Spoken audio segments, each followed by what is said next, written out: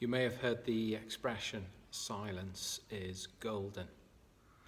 And I can understand that for some people and the circumstances they're going through. Maybe for you it is, you live in a chaotic home. There's noise constantly, and you would just love it to be quiet, to be silent for one short moment.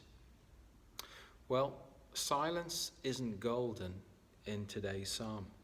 It's Psalm 83. And the psalmist asks for anything but silence from God. He doesn't want God to remain quiet. He wants God to speak up on his behalf and on behalf of his people. He begins and he says very simply, verse 1, "Be not silent. Don't be silent, God. Please speak up. Come and intervene." What's going on? What's happening? God's people, Israel, the nation, they're struggling here in Psalm 83. There's a whole coalition of nations around them. They're plotting against them. They're trying to do them harm. And while today we don't have as God's people the literal Israel as a physical nation, God's people, God's nation today are the church. We as believers who belong to the Church of Jesus Christ, we are his people.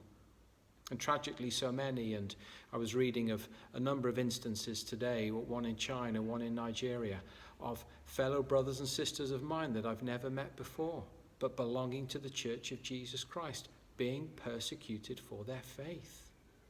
And their cry would be exactly like the psalmists here in Psalm 83. God, please don't be silent when there's injustice, when there's all sorts of cruelty being meted out towards us.